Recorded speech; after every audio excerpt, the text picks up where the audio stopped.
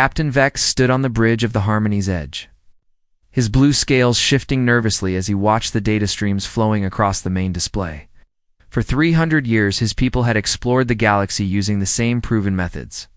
Find a world with stable weather, check for intelligent life, make peaceful contact. It worked every time because intelligence only grew on perfect worlds. This time felt different. Captain called Science Officer Kira from her station. Tall, thin aliens, forearms moved quickly over her controls. The signals are getting stronger. Whatever is down there, they are using electromagnetic waves to communicate. Vex nodded. Radio signals meant technology. Technology meant intelligence, but the planet below them made no sense. The weather data showed massive storms covering half the surface. The seismic readings indicated the ground itself was constantly moving and breaking apart. The atmospheric readings changed by the hour. "How can anything intelligent live on that world?" asked Navigation Officer Dahl. His large eyes blinked slowly as he studied the planet's rotation. "Look at those storm systems. Each one could destroy a city." "Maybe the readings are wrong," suggested Kira.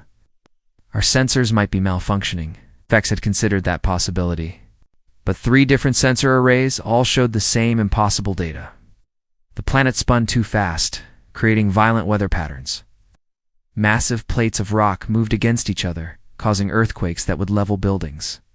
The star it orbited sent out radiation that would kill most known life forms.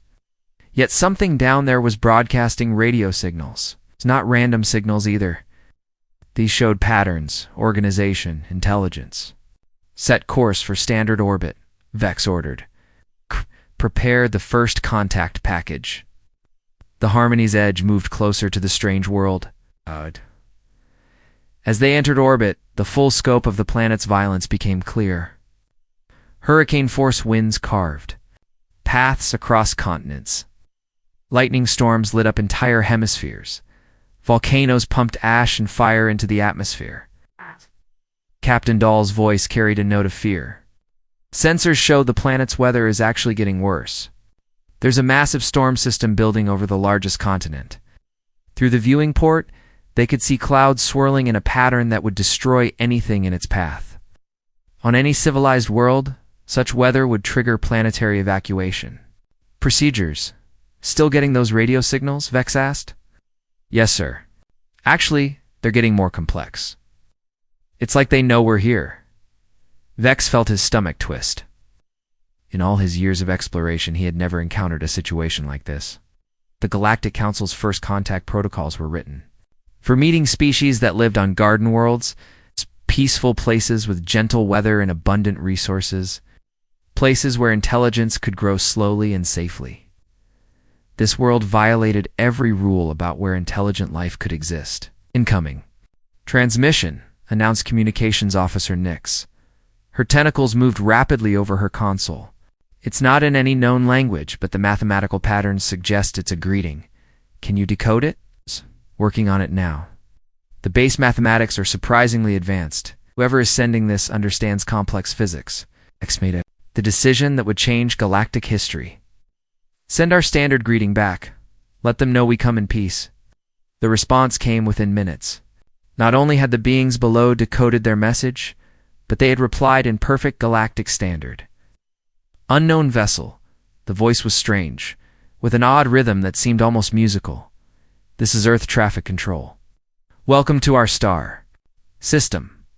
We've been wondering when someone else would show up." The bridge fell silent. Vex felt his scales ripple with shock. These beings had learned galactic standard from a single message. Either they were incredibly intelligent, or they had been listening to galactic communications for a very long time. "Earth Traffic Control," Vex replied carefully. "No. This is Captain Vex of the exploration vessel Harmony's Edge. We represent the Galactic Council. We request permission to establish peaceful contact." "Permission granted, Captain. Fair warning, though. We're having some weather down here. It's nothing too serious, just a Category 5 hurricane moving through the Atlantic. You might want to land." On the Pacific side, Vex looked at his crew. A Category 5 hurricane was nothing serious. The storm he was watching through the viewing port could destroy their ship if they got too close. We appreciate the warning, Vex replied. Might we suggest? Meeting on a space station or orbital platform? There was laughter in the response. Oh, we don't have anything like that yet. Don't worry about the weather. Humans are pretty good at dealing with storms. Humans. So that was what they called themselves. If you're worried about the hurricane, the voice continued, we can meet. In Australia, it's winter there, so it's only about freezing. Nice and calm. Only about freezing. Nice and calm. Vex felt his understanding of the universe shift slightly. These humans considered temperatures that would kill most known species to be pleasant. We will prepare a shuttle, Vex said. What coordinates would you suggest? The humans provided landing coordinates for a place called Sydney. As the Harmony's Edge approached the landing site, the crew watched in amazement. The city below was massive, spread across a harbor that seemed to be constantly hit by waves that would sink most galactic vessels. Yet humans moved through the city as if the violent water was no threat at all. The shuttle bay was filled with nervous energy as the crew prepared for landing. Standard first contact protocol required environmental suits, medical support, and extensive safety measures. They were about to visit a world where the environment itself was actively trying to kill anything that lived there. Final sensor sweep of the landing area, Kira announced. Temperature is 2 degrees above freezing. Wind speed is 45 kilometers per hour. Atmospheric pressure is within acceptable ranges. What she didn't mention was that those conditions would be considered emergency evacuation, whether on any civilized world. The shuttle launched with Vex, Kira, and 2 security officers aboard. As they descended through Earth's atmosphere, they got their first real look at the planet's surface. Massive storms moved across oceans the size of continents. Mountain ranges stretched higher than most planets' atmospheres. Deserts covered areas larger than entire galactic colonies. Yet everywhere they looked, there were signs of human civilization. Cities built on fault lines where earthquakes happened regularly. Coastal settlements that were routinely hit by massive waves. Agricultural areas and regions where the weather changed from deadly heat to killing cold within months. It's the landing. Pad in Sydney was simple but well built. As the shuttle touched down, Vex could see a small group of humans waiting for them. They stood in the open air, wearing what appeared to be minimal protection against the cold wind. Landing successful, he reported to the ship, beginning first contact procedures. As the shuttle door opened, Vex got his first breath of Earth air. It was cold, carrying scents of salt and something the humans called vegetation. The wind that hit him would have knocked over smaller species, but the humans seemed unbothered by it. 3 humans approached the shuttle. They moved with a confidence that seemed impossible for beings living on such a dangerous world. The lead human was a female with dark hair and strange coverings over her eyes. Behind her were 2 males, one tall with pale skin, one shorter with darker features. Welcome to Earth, the female said. Voice carried the same odd musical quality they had heard over the radio. I'm Lisa Chen, representing the United Nations. This is Dr. Tom Rodriguez and Engineer Mike Johnson. Vex stepped forward, his environmental suit making soft mechanical sounds. I am Captain Vex of the Galactic Council. We are honored to make contact with your species, Lisa smiled, showing white teeth in what Vex's cultural database suggested was a friendly expression. The honor is ours, Captain. We've been hoping to meet our neighbors for a long time, neighbors Tom added with a grin, who hopefully don't mind that our neighborhood is a bit rough around the edges. As if to emphasize his point, thunder rolled across the sky. In the distance, lightning lit up clouds that were moving with frightening speed. Storms moving in, Mike observed casually. Should we head inside? Vex looked at the approaching weather system. On any other world, it would trigger immediate evacuation procedures. Here, the humans were suggesting they simply move indoors and continue their conversation. Oh. For the first time in his career, Captain Vex began to understand that everything the Galactic Council knew about intelligent life might be completely wrong. 3 months had passed since first contact with Earth. The Galactic Council chambers buzzed with heated debate as representatives from 1,000 worlds argued about humanity's application for membership. Many species voted against it. The humans. came from a world that violated every principle of where intelligent life could exist. But curiosity won over fear, barely. The integration facility on Haven was considered the most peaceful place in the galaxy. The garden world had perfect weather every day, with gentle breezes and warm sunshine. Crystal clear lakes reflected blue skies that never showed a single storm cloud. The facility itself was a masterpiece of galactic engineering, designed to keep every known species comfortable and safe.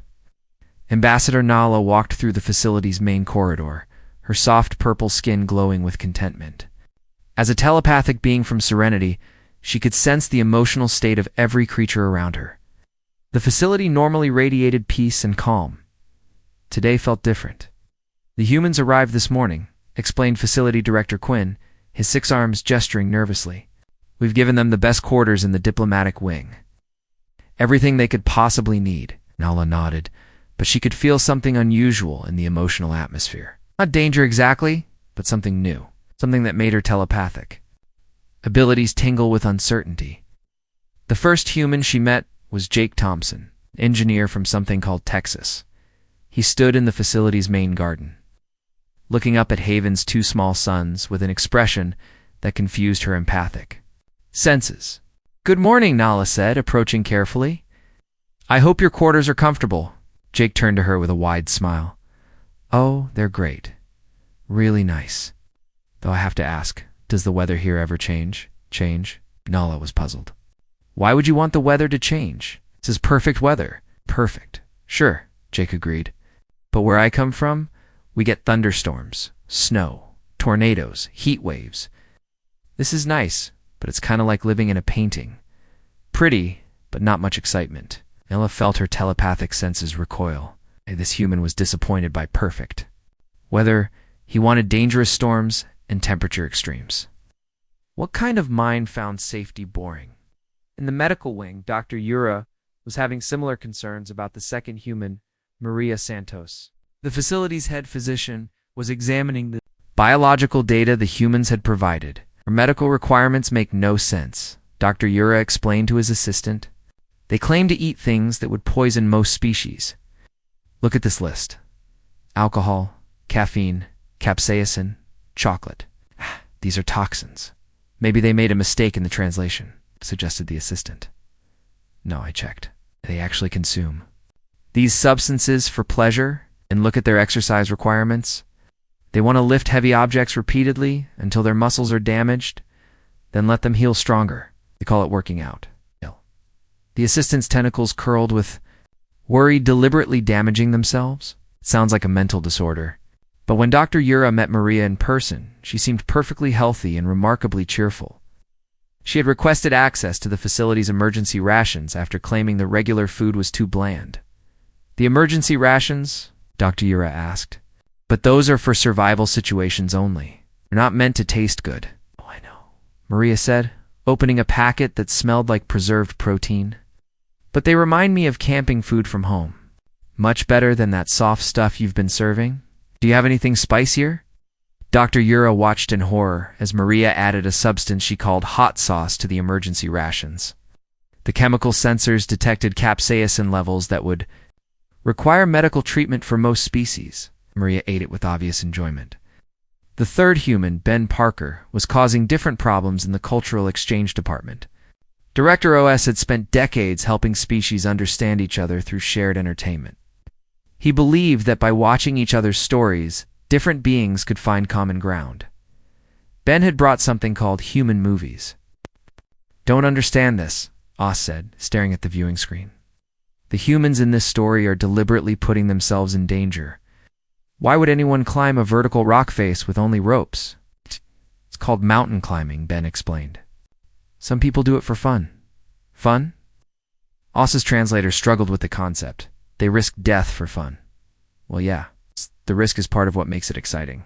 Where's the achievement if there's no chance of failure? Oz switched to another human entertainment. This one showed humans hitting each other with gloved hands while crowds cheered. And this, they're fighting each other. Boxing. It's a sport. Both fighters agree to it. They train for years to get good at it. They train to hurt each other. Better? Sort of. It's about skill, strategy, pushing your limits. The goal isn't really to hurt someone, it's to prove you're better than your fear. Oz felt his worldview cracking. Every civilized species had moved beyond violence. They had learned that conflict was wasteful and dangerous. But humans seemed to embrace danger as entertainment. The breaking point came during the facilities. Weekly safety drill. Simulated power failure darkened the corridors and activated emergency protocols. Standard procedure was to wait in designated safe zones until automated systems restored power. The humans did not follow standard procedure. Jake appeared in the main control room carrying a collection of tools that violated several safety regulations. "Hey, mind if I take a look at your power systems? I think I can get the lights back on." "The drill isn't over," protested Engineer Vix. "We must wait for automated restoration." "Sure, but why wait when we can fix it now?" Jake was all ready, removing access panels with tools he had apparently made from spare parts in his quarters. Meanwhile, Maria was in the medical bay, where the simulated emergency had created artificial casualties. The medical staff was following proper procedure, scanning each patient and waiting for automated diagnosis. Maria knelt beside a Vrexian colonist who was playing the role of someone with a broken arm. "Hey, are you okay? That looks painful." "It's just a simulation," the Vrexian replied, confused. "I know, but you're really good at acting hurt. Here, let me help you to the medical bed." Before the medical staff could stop her, Maria had lifted the much larger Vrexian and carried him to safety. The medical staff stared in shock. The Vrexian weighed twice what Maria did, but she had lifted him as easily as picking up a small tool. In another part of the facility, Ben was breaking emergency protocols in his own way. The simulated crisis had trapped several species in an elevator. Standard procedure was to wait for emergency services. Ben had forced open the elevator doors with his bare hands. "The emergency team will be here soon," called Security Chief Tall from below. "No problem," Ben replied, lowering a makeshift rope into the elevator shaft. "But why wait?" "Everyone grab on. I'll pull you up." "Pull us up?" "There are 6 beings. In here? Yeah, it'll be a good workout." When the drill ended, Facility Director Quinn called an emergency meeting. The human behavior had violated dozens of safety protocols, but somehow they had resolved the simulated crisis faster than the automated systems. "They don't wait for help," Quinn explained to the senior staff. "When they see a problem, they immediately try to fix it themselves." "That's incredibly dangerous," pointed out Dr. Yura. "What if they make the situation worse?" "They didn't," said Nala quietly. "I was monitoring their emotions during the drill. They weren't afraid. They were excited. They enjoy solving problems. Even dangerous problems. Especially dangerous problems." That night, Nala sat in her quarters trying to process what she had learned.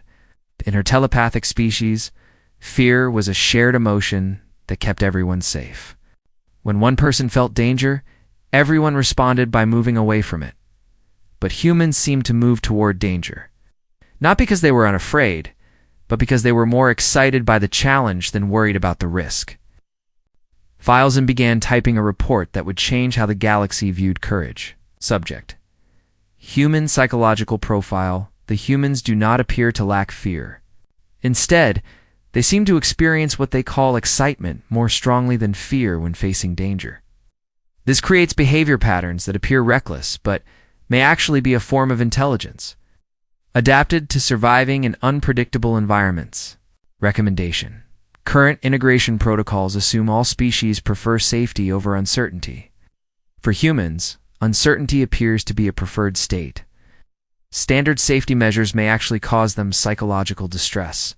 Note: Other species in the facility have begun asking questions about human problem-solving methods. The humans' approach to the emergency drill has generated interest in what they call backup plans and thinking outside the box. Further observation required. As she finished the report, Nala realized that the humans weren't just adapting to the facility. The facility was beginning to adapt to them. Other species were starting to ask why they always waited for automated systems instead of trying to solve problems themselves. For the first time in the facility's history, Beings from different worlds were questioning whether perfect safety was the same thing as perfect living. Senior Counselor Rex stood before the emergency session of the Galactic Council, his golden robes reflecting the worry in his ancient eyes. Around him, representatives from across the galaxy shifted nervously in their seats. The Great Chamber, that had seen peaceful discussions for thousands of years now, buzzed with concern and confusion. "The reports keep coming," Rex announced, his voice carrying clearly through the vast space. "Every world that has accepted human visitors sends the same message. These beings do not behave like any known intelligent species." On the massive display screen behind him, data streams showed incident reports from dozens of worlds. Each one told the same impossible story: humans solving problems that had puzzled alien civilizations for generations, often in ways that violated basic safety principles. Dr. Kira rose from her seat in the scientific section. Asked, the galaxy's leading expert on planetary biology, her opinion carried significant weight. "Counselor Rex, with permission, I would like to present our findings about human evolution." "Please proceed, Dr. Kira." The display screen changed to show Earth's geological history. "We have completed our analysis of human genetic data and Earth's historical records. What we discovered challenges everything we know about how intelligence develops." The screen showed a timeline stretching back millions of years. Red markers indicated catastrophic events: massive volcanic eruptions, asteroid impacts, ice ages that covered continents. Most species evolve intelligence on stable worlds, Dr. Kira explained. Peaceful environments where thinking beings can develop technology slowly and safely. But humans evolved on a world that tried to kill them repeatedly. The timeline zoomed in on the last 100,000 years of human history. The red markers became more frequent, not less. 74,000 years ago, a supervolcano nearly ended human civilization. Only a few thousand humans survived. Any other species would have become extinct. Humans adapted and grew stronger. Gasps echoed through the chamber. Counselor Nex from the Crystalline Territories spoke up. "One extinction event would destroy our entire species. How did they survive?" "That's not even the remarkable part," Dr. Kira continued. "Ice ages that lasted tens of thousands of years, plagues that killed half their population. Climate changes that turned forests into deserts and deserts into oceans. Each time, humans not only survived, but learned something new." The screen showed human migration patterns across Earth. They didn't just adapt to one environment. They learned to live everywhere, in frozen wastelands where nothing should survive. In deserts hot enough to kill most known life, on small islands surrounded by violent seas, in mountains where the air is too thin to breathe. Ambassador Tall from the Peaceful Collective raised a trembling hand. "Are you saying they became intelligent because their world was trying to kill them?" "Exactly," Dr. Kira replied. "While our species developed intelligence to build perfect societies, humans developed intelligence to survive imperfect worlds. They don't just think about problems. They expect everything to go wrong and plan for it." Counselor Rex felt a chill run through his body. "Show them the recent reports." The screen changed to display messages from across the galaxy. On the mining world of Prosperity, human volunteer Rick had been working in the dangerous deep caverns where automated equipment failed regularly. The mining crew had sent their weekly report. Human Rick descended into Shaft 7 today. The report read, "Seismic activity made it too dangerous for our equipment." Rick said the cave-ins reminded him of something called earthquake training from his home country, Japan. He returned with full mineral samples and suggested improvements to our tunnel support systems. Another report appeared from the research station orbiting the gas giant Wisdom. Human scientist Dr. Lee has solved our communication delay problem. When asked how, she said she used something called Murphy's Law. She assumed everything would break and built backups for the backups. "The system now works better than our original design." Report after report filled the screen. Humans fixing problems by assuming failure was normal. Humans volunteering for dangerous tasks that other species assigned to robots. Humans treating deadly situations as learning opportunities. The pattern is clear, Dr. Kira said. Humans don't avoid danger, they prepare for it. Their entire way of thinking is based on the idea that something will always go wrong. Counselor Vex from the Trade Federation stood up. We're seeing this. On our negotiation teams, last month, talks with the mining colonies stalled because of dangerous working conditions. Human representative Lisa suggested sending someone down to see the actual problem instead of just reading reports. And she volunteered to go herself. Spent 3 days in conditions that would require emergency evacuation for any other species. Came back with solutions no one had thought of because no one else was willing to get close enough to the actual problem. The chamber fell silent as the implications became clear. Intelligence throughout the galaxy had developed in safe, predictable environments. Species learned to think carefully, plan perfectly, and avoid all possible risks. It created stable, peaceful civilizations.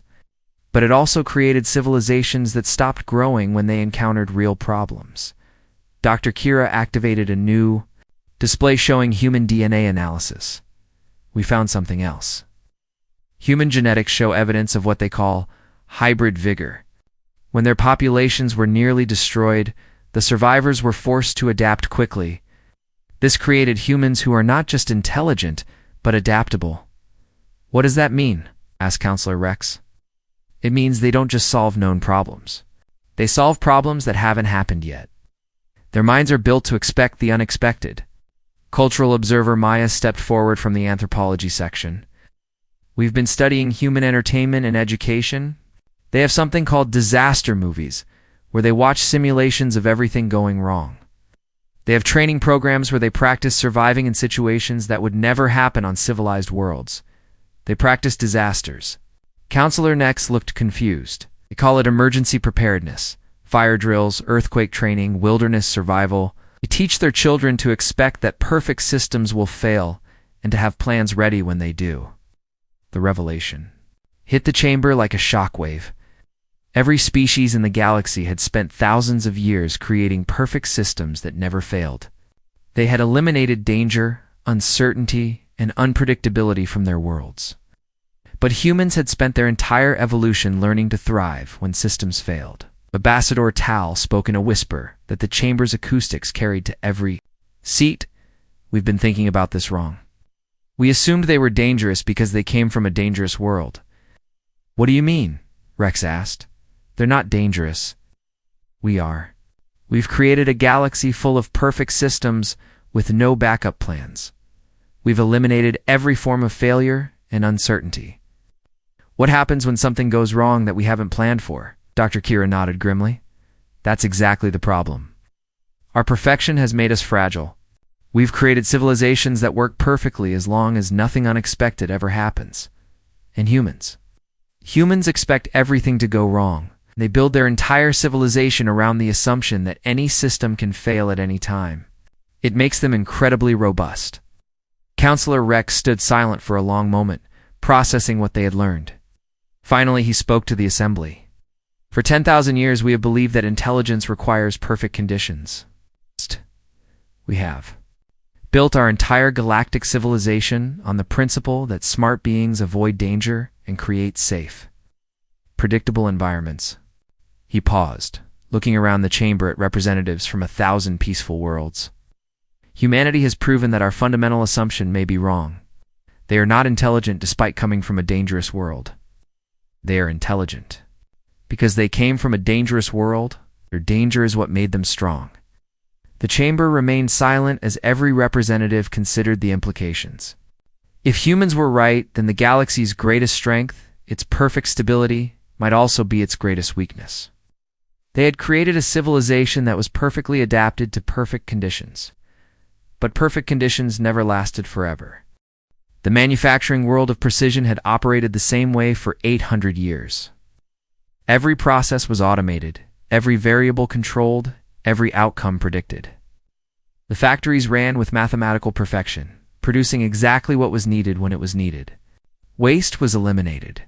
Errors were impossible. Efficiency was absolute. Then human engineer Sam Williams arrived as part of the cultural exchange program. Factory Director Zix walked Sam through Production Complex 7, pride evident in his mechanical voice. This facility has operated for 3 centuries without a single malfunction. Output variation is less than 0.001%. We have achieved perfect manufacturing. Sam nodded appreciatively as he watched the automated systems work. Robotic arms moved in precise patterns. Materials flowed through tubes with exact timing. Quality control scanners checked every product to ensure it met perfect specifications. Very impressive, Sam said. What happens if something breaks? The question confused Zix. Nothing breaks. The system is perfect, sure, but what if it did? Like what if that main conveyor belt motor failed? That cannot happen. The motor is maintained on a precise schedule. It has never failed. Sam walked over to examine the motor housing. Okay, but motors do wear out eventually. What's your backup plan? Backup plan, your contingency. What happens if this motor dies tomorrow? Zix felt something like panic creep into his circuits. If the motor failed, the entire production line would stop. We would need to order a replacement from the motor manufacturing world. Delivery time would be approximately 6 months. 6 months? Sam looked genuinely surprised. Don't you keep spare motors in storage? Why would we store unnecessary equipment? The system tells us exactly when maintenance is needed. Storage would be inefficient. Sam spent the rest of the day asking similar questions. What if the power grid failed? What if the supply transport was delayed? What if the quality control scanners malfunctioned? To every question, Zix had the same answer. These things could not happen because the system was perfect. That night, Sam submitted a report to Factory Director Zix that would transform manufacturing across the galaxy. Precision manufacturing analysis and recommendations. The report began. Current system achieves excellent efficiency under normal conditions. However, system lacks resilience to unexpected events. Recommend implementing controlled redundancy protocols. Zix read the recommendations with growing confusion. Sam suggested keeping backup equipment in storage. Building alternate power systems. Training workers to operate machinery manually if automation failed. Creating what Sam called contingency plans for dozens of scenarios that had never happened. This would reduce our efficiency, Zix protested at their meeting the next morning. Short term, maybe? Sam agreed. But what's your efficiency when the system breaks and you're down for 6 months? The system does not break. Zix, buddy, everything breaks eventually. That's why. The question is whether you're ready when it happens. Against his better judgment, Zix agreed to test Sam's ideas on one production line. They installed backup systems, stored spare parts, and created what Sam called standard operating procedures for various failure scenarios. 2 weeks later, a solar storm caused power fluctuations across Precision. For the first time in the planet's history, the main power grid became unstable. Production Complex 7 ground to a halt, except for Production Line 12, where Sam's backup systems activated automatically, while the rest of the factory waited. For perfect power conditions to return, Line 12 continued operating on backup power at 70% capacity. By the time the main power was restored 6 hours later, Line 12 had completed orders that other lines couldn't finish for days. The news spread quickly across Precision. Within a month, every factory on the planet was requesting backup systems and contingency plans. Production increased by 300%, as systems that had never failed before became systems that could continue working even when they did fail. Sam's ideas spread to other worlds. The research station orbiting the gas giant Wisdom invited him to consult on their long-range sensor array. The array has operated perfectly for 200 years, explained Chief Scientist Dr. Cole. But lately we're getting interference from solar radiation that our filters cannot handle. Sam studied the sensor specifications for an hour before making his recommendation. You need adaptive filtering. What is adaptive filtering? Instead of trying to eliminate all interference, you accept that some will get through and build systems that can work with partial data. Dr. Cole was skeptical. Our research requires perfect data. Partial information is useless. Is it, though? On Earth, we deal with interference all the time. Radio signals, satellite communications, internet connections. They're never perfect. so we build error correction into everything, Sam showed Dr. Cole techniques that human engineers had developed over decades, redundant data streams, error-checking algorithms, and adaptive signal processing that could extract useful information from noisy data. This assumes that perfect information is impossible. Dr. Cole observed, exactly. If you assume your data will always be corrupted somehow, you build systems that can still work with corrupted data. The new sensor array not only solved the interference problem, but began detecting signals that the perfect system had missed. By accepting that some data would always be imperfect, they created a system that could process a much wider range of information. On the fortress world of S.H.I.E.L.D., the military academy was experiencing its own revolution. Human instructor Anna Rodriguez had been invited to teach a course on tactical planning. Commander Thex attended Anna's first lecture with considerable skepticism. The S.H.I.E.L.D. military had achieved perfection through precise planning and overwhelming technological superiority. Their strategies worked because they eliminated uncertainty from combat. Today we're going to talk about Murphy's Law, Anna announced to the class of alien cadets. What is Murphy's Law? Asked Cadet Vel. Murphy's Law states that anything that can go wrong will go wrong, at the worst possible time. The classroom fell silent. Commander Thex felt his confidence waver. That sounds like a recipe for defeat. Actually, it's a recipe for victory, Anna replied. If you plan for everything to go wrong, you're ready when it does. If you only plan for things to go right, you're helpless when they don't. Anna began teaching concepts that were foreign to galactic military thinking: contingency planning, adaptive tactics, and flexible command structures, instead of creating perfect battle plans. She taught the cadets to create plans that could change when reality proved different from expectations. In human military history, we have a saying: no plan survives contact with the enemy. So we don't try to create perfect plans. We create plans that can adapt to imperfect situations.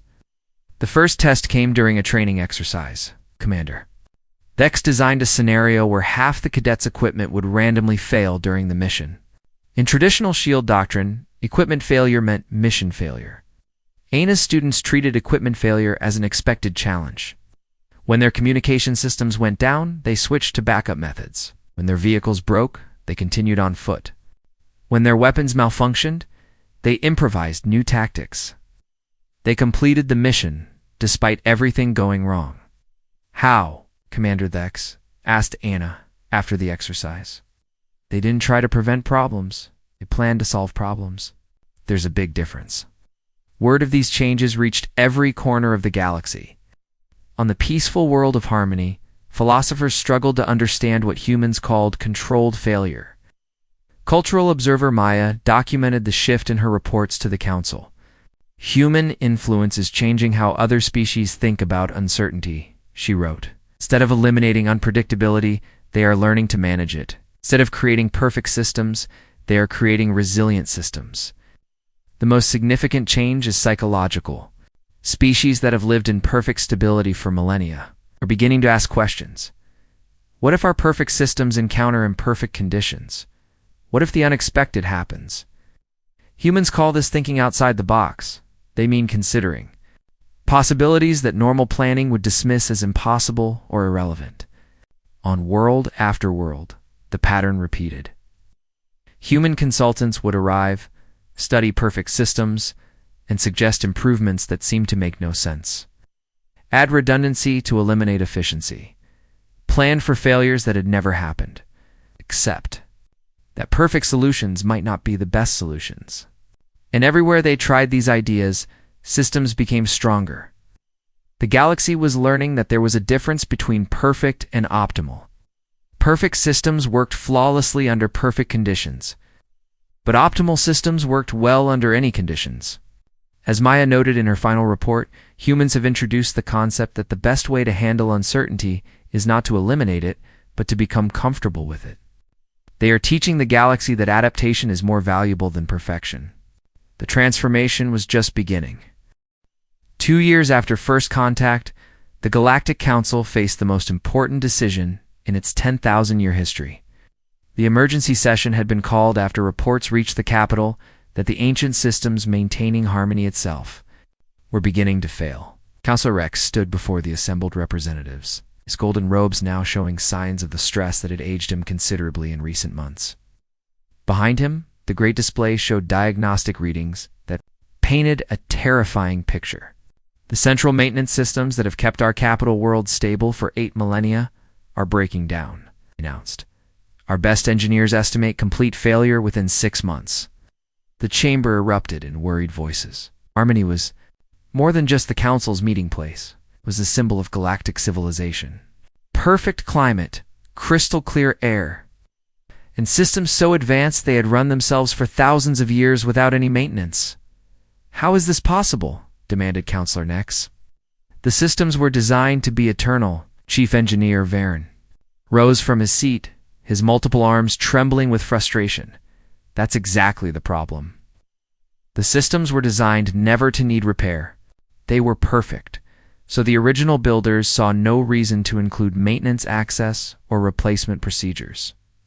But they worked for 8,000 years. Yes. And now they're failing all at once. When a perfect system breaks, there's no way to fix it because perfection doesn't plan for failure. The irony was not lost on anyone in the chamber. The most advanced civilization in the galaxy was facing destruction because their technology was too perfect to repair. Counselor Rex activated the communication system. Bring in the human consultant. A murmur ran through the chamber. Bob Mitchell walked in wearing simple work clothes and carrying a toolkit that looked primitive compared to the sophisticated equipment around him. He was a maintenance engineer from a place called Detroit, and he had volunteered to examine Harmony's failing systems. Counselor Rex Bob nodded respectfully. I've spent the last 3 days looking at your infrastructure. What is your assessment? Bob scratched his head. A gesture that the aliens had learned meant he was thinking carefully. Well, the good news is that the basic design is brilliant. Whoever built this stuff really knew what they were doing. And the bad news? That they assumed it would never break. So when it does break, it breaks completely. No diagnostic tools, no access panels, no replacement parts. It's like building a car and welding the hood shut. Engineer Varn spoke up, but it was designed to be perfect. Why would perfect systems need repair access? Because perfect doesn't exist, Bob replied matter-of-factly. Everything breaks eventually. Physics doesn't care how smart your engineers are. Metal gets tired, circuits wear out, connections corrode. The trick isn't building things that never break. It's building things that you can fix when they do break. Bob activated his portable display, showing schematics he had drawn by hand after crawling through Harmony's infrastructure. Here's what I think we can do.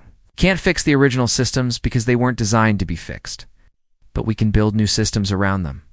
The display showed a radical redesign. Instead of one perfect central system, Bob proposed dozens of smaller systems that could work together or independently. Instead of automated perfection, he suggested manual controls that operators could use when automation failed.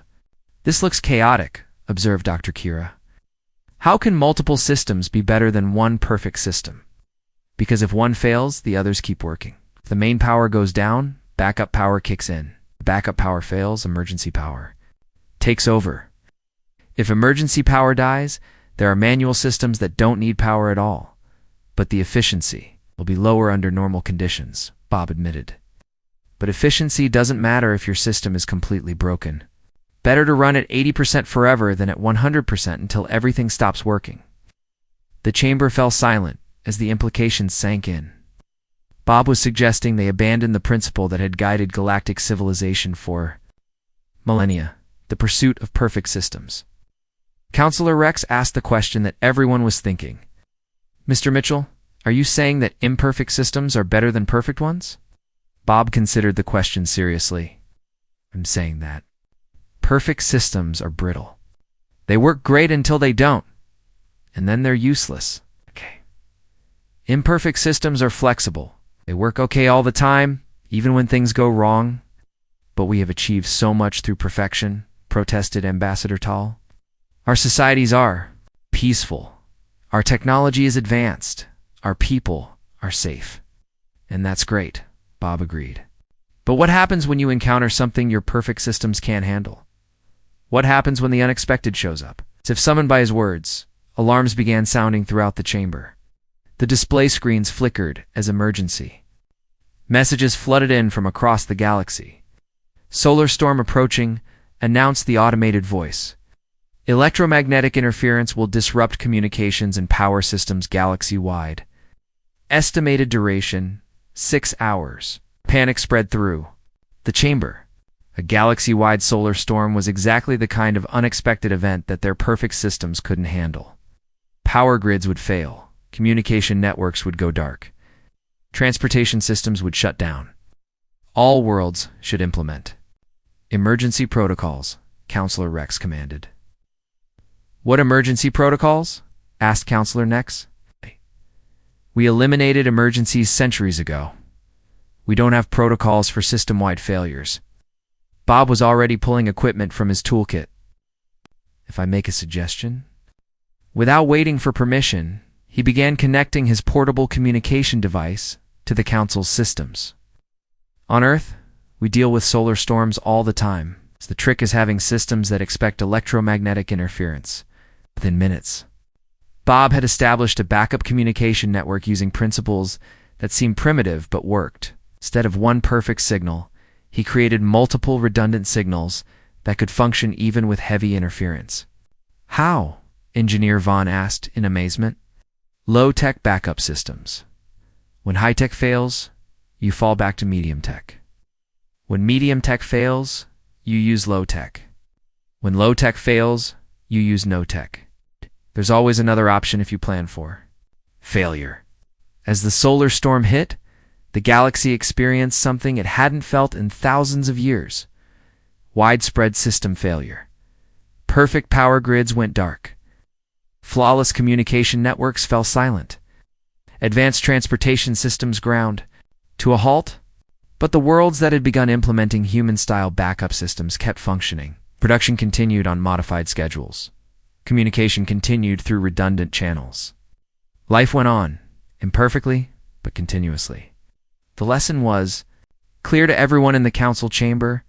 Perfect systems are vulnerable, Counselor Rex said quietly. They work perfectly until they encounter imperfect conditions.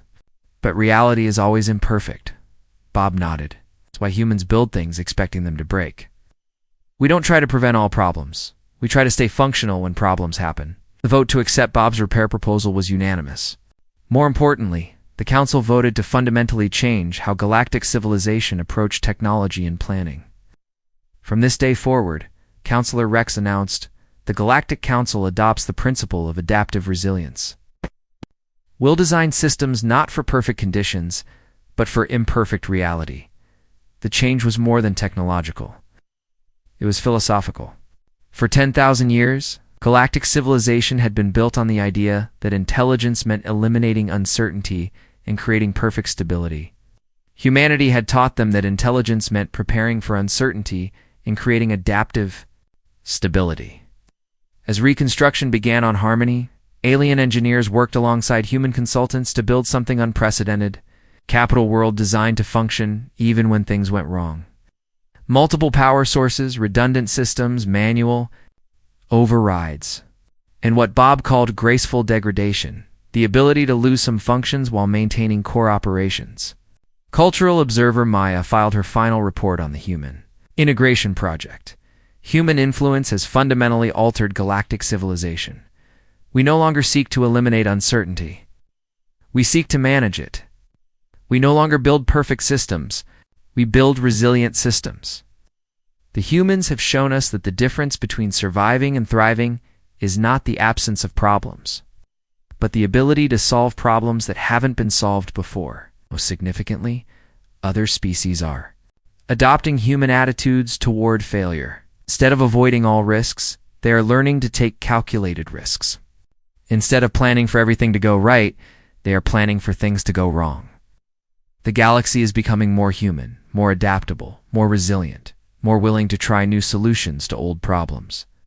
Humanity's greatest gift to galactic civilization is not their technology or their knowledge. It is their attitude. When something is broken, fix it. When something might break, prepare for it. When something new breaks, learn from it. Nothing stays the same when Deathworlders arrive.